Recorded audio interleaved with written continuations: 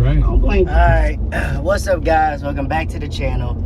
So this morning, I actually had rode around town yesterday looking for the LEDs that's gonna go inside the running lights for the Jeep and for the turning signal lights for the Jeep. Again, if you did watch my last video, you know that I did put LEDs as the main headlights. And although I changed the housing to clear, it's still going to show amber because the bulbs are, I think they're still halogen, so they're going to show an amber light. But when you're changing it to clear, to me personally, it does not look right if you're running clear lenses and still running halogen lights.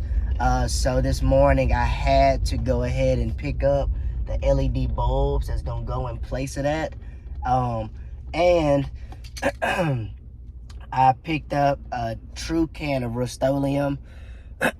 This is what I use to undercoat anything that I have, trucks, side-by-sides, Jeeps. Well, not side-by-sides, but like any truck that I've owned. If you do watch my channel, you know I always undercoat them just for one, to protect under the vehicle from rust, and also it just looks so much cleaner when you set it up for that, especially when you have something that's lifted that people are gonna be looking under.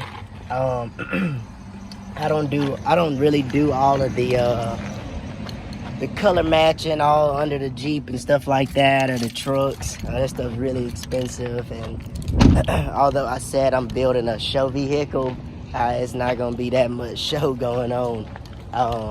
So I'm gonna get a screwdriver and get ready to pop these in. And I will do some light undercoating. You really won't be able to tell the difference, but I will, because I know how it looks under it already. But I will get these popped in just a second and show you guys how it looks. All right, so again, this is with a nice undercoat. I did end up spraying over this because I love the original bumper that came on these.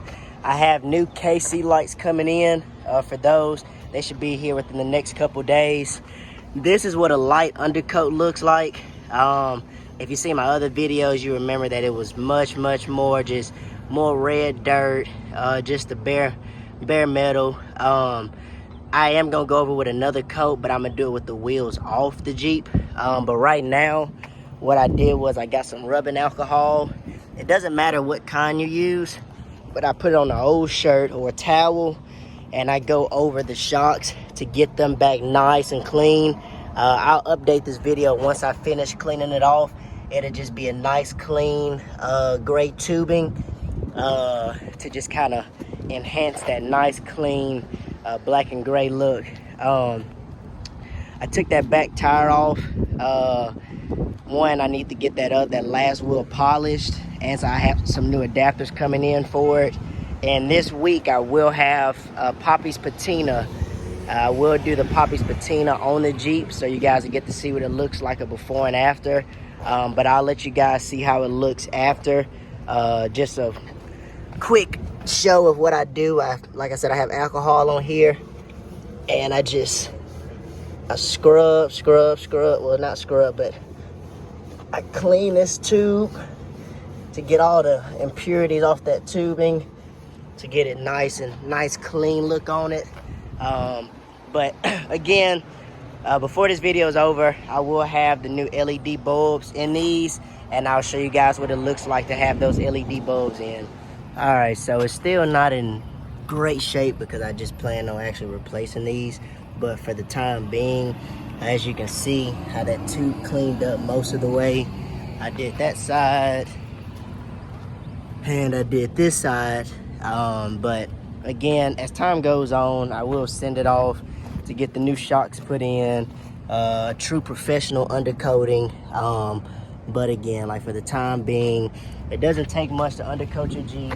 I start off with flat black. Make sure it's Rust-Oleum. As you can see, bonds to plastic, metal, and more. And then I hit it with the semi-gloss black. Again, Rust-Oleum, semi-gloss black, bonds to plastic, metal, and more. You can get that at an Advanced Auto. I'm sure you can get it at O'Reilly's. But as you can see when you look under the Jeep, that is just a nice clean black under it, nice and dark. Not too shiny, not glossy, but again, it's clean. So I'm about to get these turned on so you guys can see how they look right now.